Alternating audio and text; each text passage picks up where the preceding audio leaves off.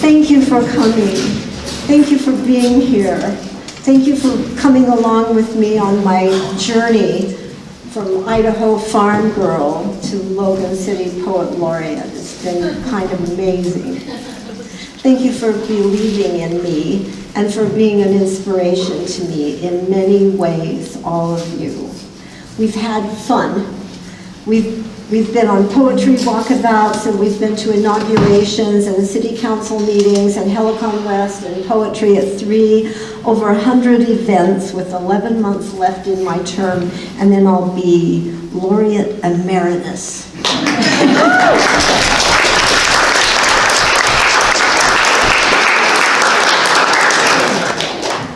I'm excited to have you here to celebrate this new book. It's been a lifetime in the making. And many of you were here last April when I read from my book, Thin Spines of Memory, right here in this spot. I started my reading that night with a poem that wasn't in the book because it's the introduction to this one. I'll read part of it to set the tone. Education of an Idaho farm girl. She has come this far. She has left the cows, the fields, the barn, the breeze freshing in.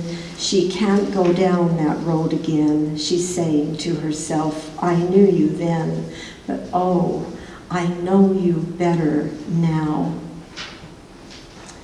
At the end of that poem, I know myself better. But at the end of the book, I realized there's a lot more to know than I thought. I titled the book Both Sides from the Middle for lots of reasons, and not all of them political, though I did have that in mind. I'll give you some hints about my perspective as we go along tonight, and I have a lot of specific thank yous that were incorporated in the first script I wrote for this reading, but I've decided to save those until after the poems. I'll read just a few poems from each section in order so you know how it's constructed. And here we go. Fringe. I sit at the crooked desk in the adult education classroom, mesmerized by the purple fringe at the wrists of my blouse sleeves, watching it drag across my notebook as I write, the way it might have if I'd worn this blouse years ago in the high school homeroom where I penned his name over and over and inserted Mrs. in front of it as if it were something I could magically become at only 14, the thing every girl I knew imagined in the innocence of pre-connubial bliss, a new name scrawled across her future like embroidery on trousseau. Someone else's now. There sits the 70s brick rambler with the rose peach gable ends and triple stacked chimney, the brick she picked out with her spouse, now her ex, the paint she insisted on mixing herself to get the color no one else in the valley had seen or achieved, so their house was set apart.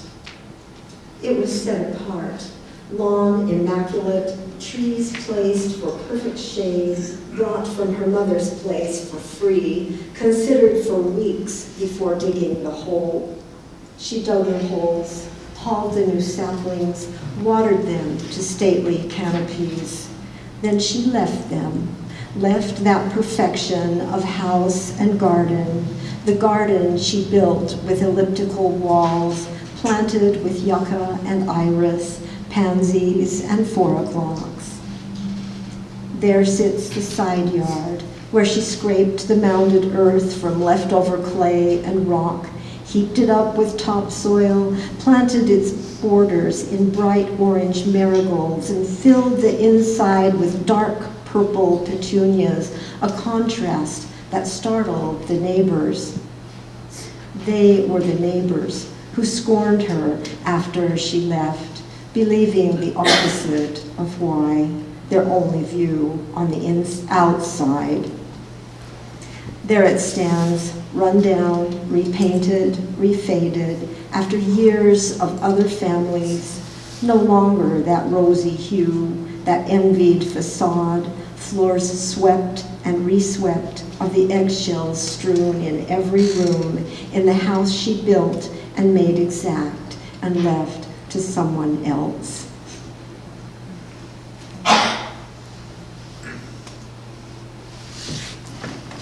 Sometimes we have to leave our old life a few times before we get it right.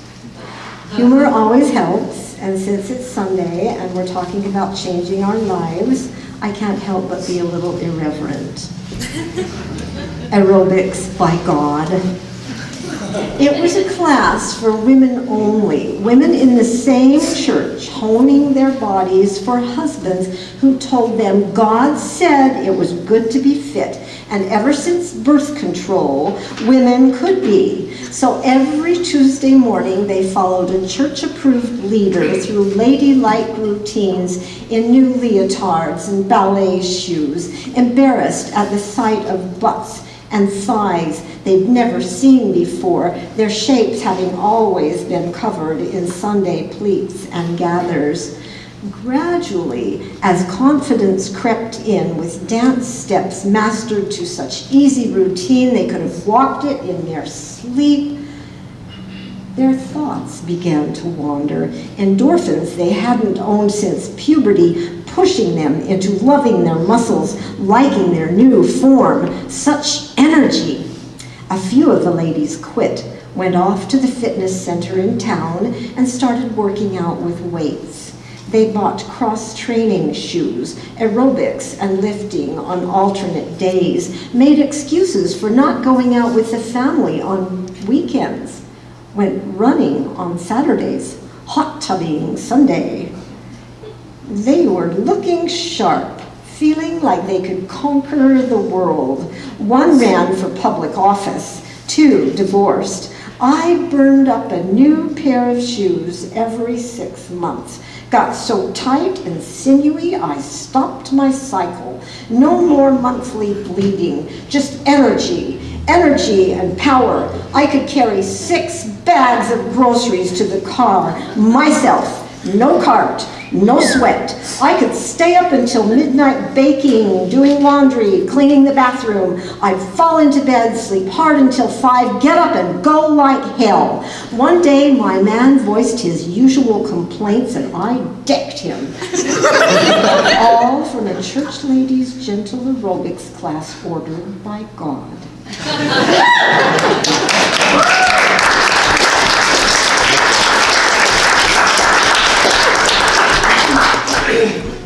Okay, on to section 2, where the newly free and happily single narrator learns to make room in her life for a partner she is entirely unprepared to fall in love with. In this section, she tries to retain her newfound individuality while weaving his individuality, his needs, his children, and his work into the fabric of her own dreams. Like this.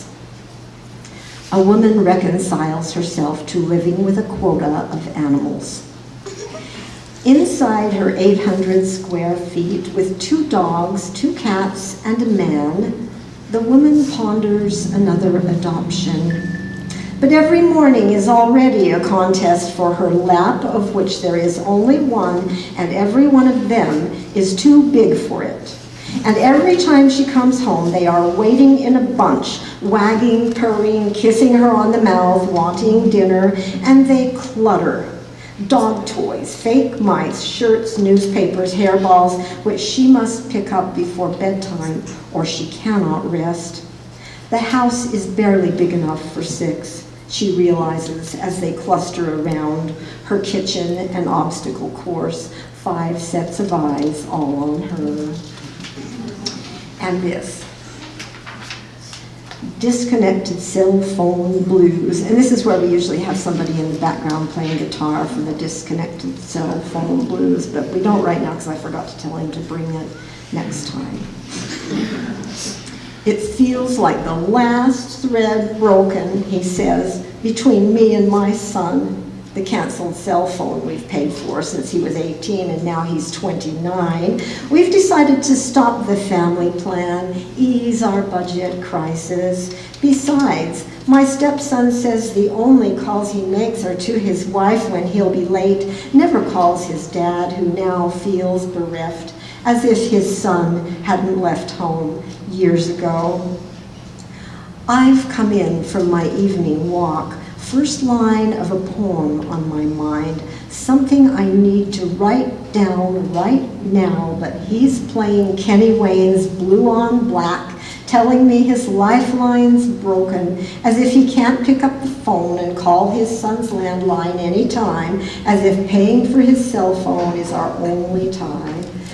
Meanwhile, I've lost the muse, the line I had in my head, something about the moon, my words and the mood turned off as a stereo, though his tune still moves through my head, along with his dejection, his closing the CD case, placing it on the shelf, and slowly shuffling through the kitchen to the shower to silently drown his sorrow in a steam of hot water. Next week, I'll be cooking for 6, playing dolls with his grandkids while he and his son talk business, when his son's wife will mention moon cycles over a sink full of dishes. And I'll remember the lines I didn't write, because he had the blues, the broken thread blues, as if his family ties would be severed with the cell phone we disconnected, as if wireless signals were as irretrievable as the line I lost tonight between here and the full, silent moon.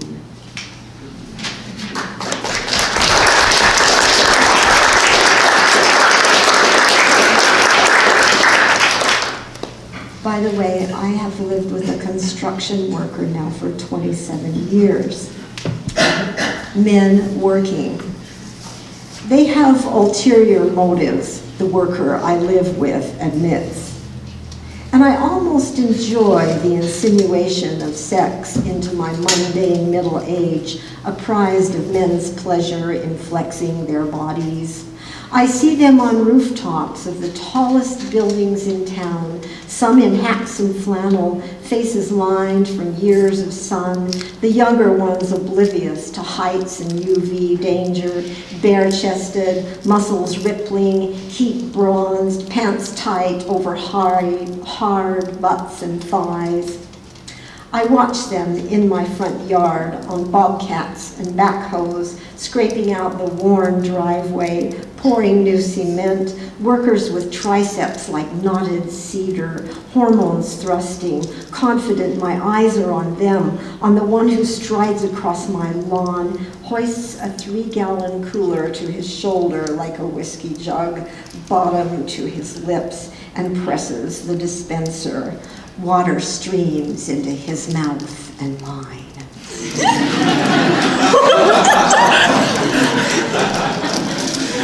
So the narrator and her partner have quilted together the pieces of their separate lives by now. And next, section 3, they move on to a future in which they acknowledge all the other lives that converge with theirs. And that's not just people, but nature, weather, wildlife, and the human-created environment, hence climate.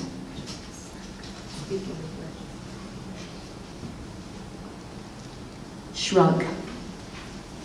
Cloud shoulders press hot rain through sun's bright sash, colors spreading prismatic, mounded landforms greening up against a backdrop of far away. This semi-arid ecosystem, too much to imagine, almost magic, this climate, this transition zone. Weather splits, muscling hard against the middle, El Nino fanning its troops, thrusting marchers en masse to the castle, onslaught of rain and sleet, until at last the sunstream breaks and birds come out to bathe. Here in the city, skyscrapers mirror desert and tropics oppositely, sidewalks drowning in the aftermath.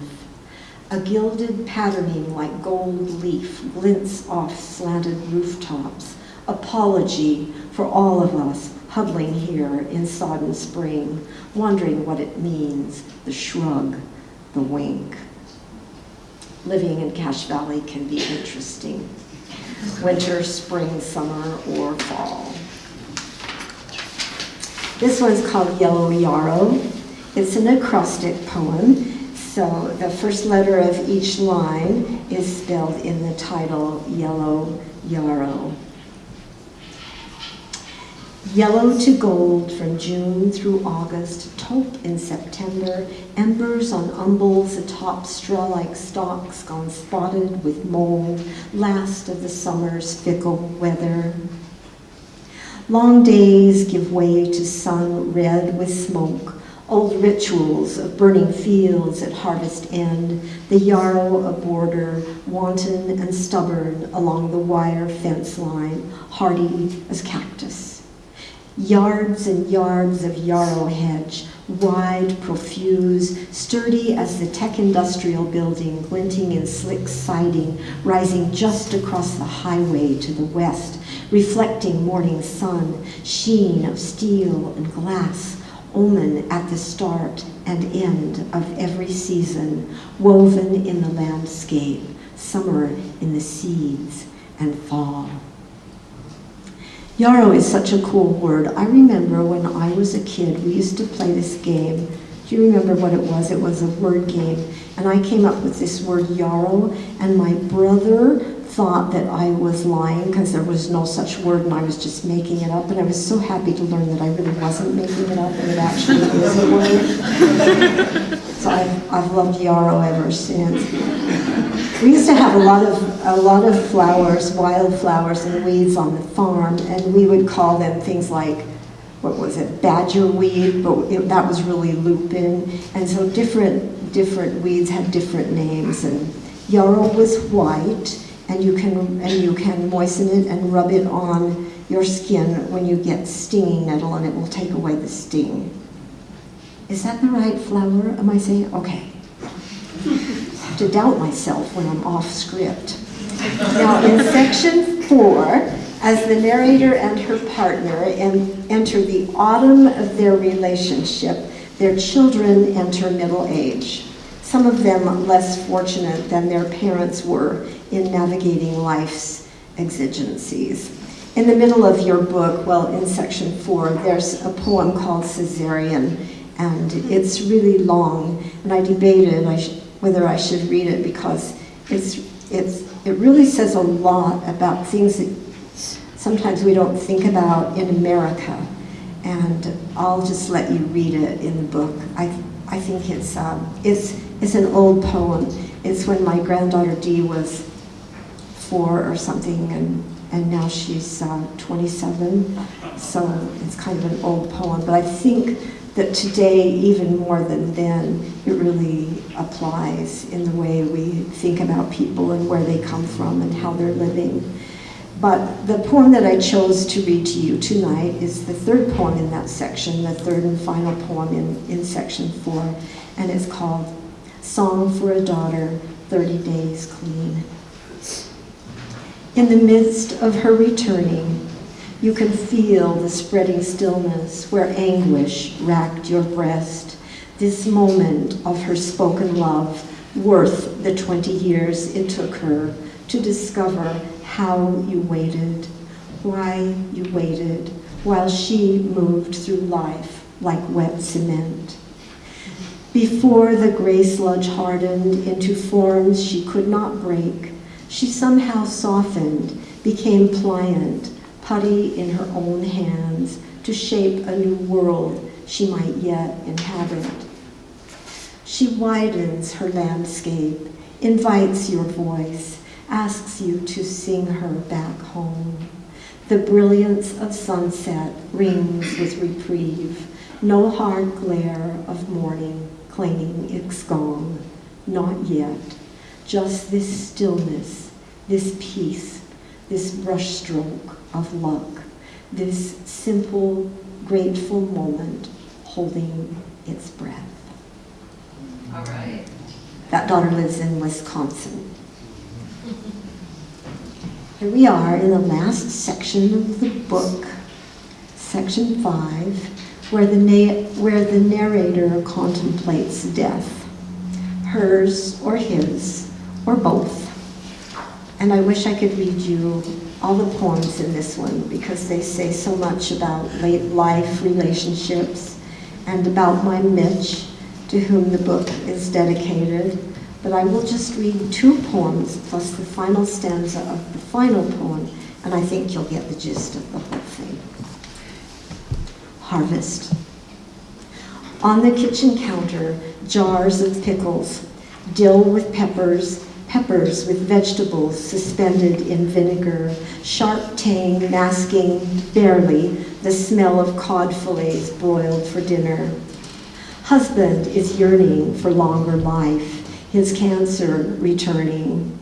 Wife lets him help with the canning. He stirs fat peppers snapping and smoking in the pan, a slick of canola oil, skins pierced, juice burning his eyes. She cuts long strips of carrot, red bell peppers. She peels onions. He peels garlic. They stand side by side, industrious after dark, holding the news inside, each thought a texture of its own, the color of future. Whose life will be set aside first? His with its bright, varied snap, or hers, its vinegared spark?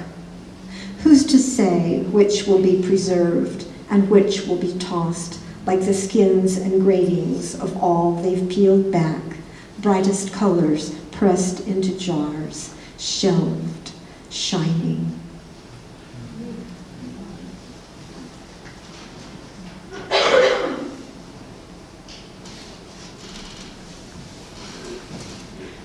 Repurpose. To retire on disability is to admit the stage 4 cancer.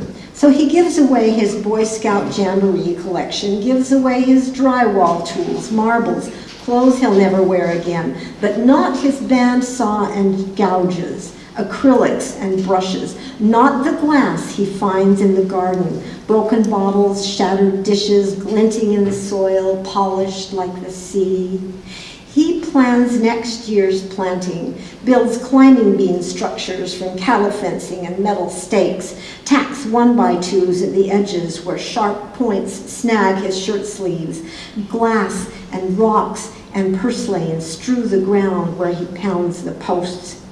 He imagines a shop where his glass will inlay the grips of walking sticks, where his carvings will bring exorbitant fees if he gives away coffee, shade-grown, bird-friendly.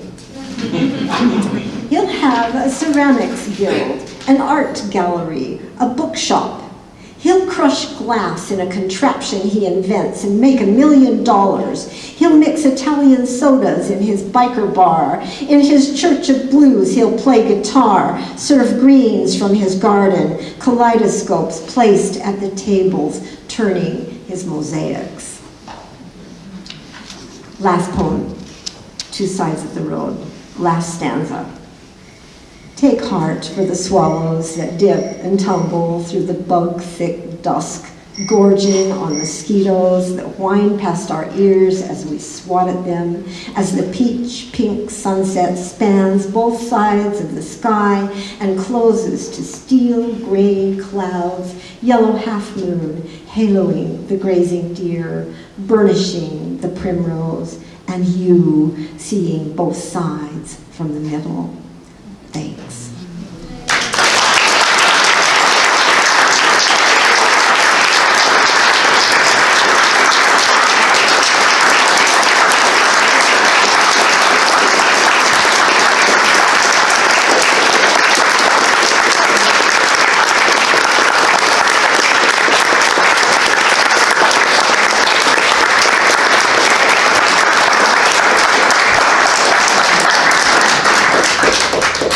I have the part of the script that I had it all interwoven, and it just kept interrupting, and so I had to just put it at the end. And I wanted to do all these things in between, but now you have to hear them at the end, because they've got to be done, because gosh darn, I mean, it's Sunday, so I couldn't say the other words. First and foremost, this book is dedicated with my thanks to my artist, carpenter, partner, Mitch, without whom none of these poems would exist. He's been the good humor that's allowed me to be who I am. He's my miracle man, 5 years with terminal cancer and still his artistic, funny self, who follows me around to poetry events and makes it possible to see both sides of anything. He's the middle of my world. I loved writing these poems and taking them to poetry group. And the best line endings and the best titles and the best everything are because of my poetry group. And Brock and Shannon and Isaac and Felicia, all the wonderful poets who've been with me ever since 1993, they've helped my poems become who they are, and so they've helped me become who I am. So thank you, Poetry at 3. A special thank you to Jane Catlin, who can't be here tonight. She caught a horrible cold. She's the art professor who contributed the beautiful painting Coalesce for my Thin Spines of Memory, and she contributed this one, Umble. And remember my Yellow Yarrow poem? So when she saw that, and she saw the word Umble, and she thought, oh, that's the one. I can do one for that. And so she did. And don't you think it's stunning? So thank you, Jane. I'm sorry you're home in bed. Get well soon. Let's see. A very specific thank you to Jeannie Thomas in the English department, because they funded this great venue so that more of the book proceeds could go to the May Swenson House. As you might have read on the paper, we're in the middle of constructing the May Swenson House, and it's a wonderful, beautiful new house to honor Logan's most famous poet, May Swenson. And it will rise from the footprint of the original Swenson family home at the base of Old Main Hill. It'll be a venue for all kinds of literary events far into the future to honor the history of poetry in Cache Valley and to carry the Swenson legacy forward through gatherings like this one. There will be lots of them. They'll be at the Swenson House, and it'll be fantastic. And we're all in this together. We're making history right now. When you buy a book from my student helpers, from Nate, who's sitting there at the back table, please make sure he writes down your name. I hear he's been doing a great job of that, so thank you, Nate. And Brittany has been videoing this event. She's my great video person, and she's going to get me some screenshots so that we can post them. And then you'll see them on the Facebook page of the English department and maybe of Helicon West. We've got a lot of Facebook pages, but I'm not on any of them, and please don't anybody make me a Facebook page, because I won't go there. I'm inept. On Tuesday, day after tomorrow at 1:30, we're having the Swenson groundbreaking ceremony. And if you come, and you should if you can, if you're not in classes or something, just know that you've already contributed if you buy a book, and you are now one of the people who helps to build the Swenson House. And your money might go toward the furnishings, or the wraparound porch with the gardens and orchards, or maybe to the writers' cabins. We're going to be able to invite writers to come and stay for a while. They're going to have little cabins with their own washer and dryer and kitchenette. They're just going to be tiny. They're going to be the tiny house model for writers. It's going to be fantastic, but first we have to have money. So if you know anybody who's rich, tell them to buy lots of books. Let's see. So a very specific thank you in that regard goes to the College of Humanities and Social Sciences, because Dean Joe Ward and all of his staff were able to scrape together money and get contributions and make this house rise from the ground. And it's going to happen. We're going to turn some of the 8 yards of dirt that we're getting delivered in the parking lot, and then we'll haul the dirt away, and then we'll start constructing the house. But it might not be until spring, because we're in the middle of a building boom, and my Mitch is not going back to work in construction. I forget him, so you have to wait for somebody to construct that house. Okay, and the Swenson House groundbreaking ceremony includes a poem by the winner of the Swenson Legacy Student poetry contest. Now this is a contest that all of a sudden happened. I don't know how it did because we didn't have time, but on my walkabout on August 16th, we put out some prompts, and Isaac and some other people were there, and people wrote poems, and they wrote a poem from one of Mae Swenson's lines. It could be the title of the poem, it could be incorporated in the poem, or the student could just be inspired by the poem, and then they cited the poem at the end, or cited the line at the end. And we had some amazing poems come in from high school and USU students, grads and undergrads, and they were just wonderful. So I'm going to announce the winners right now. The first place went to Stacy Dennett-Sosi, who will read her poem at the ceremony. The second place is Mark Smeltzer, and the two finalists are Taylor Fang and Ashley Thompson. Taylor is a high school student at Logan High, and she's published in places like the New York Times, so she's pretty good poet for a high school student. And I want to thank my students here in the Valley.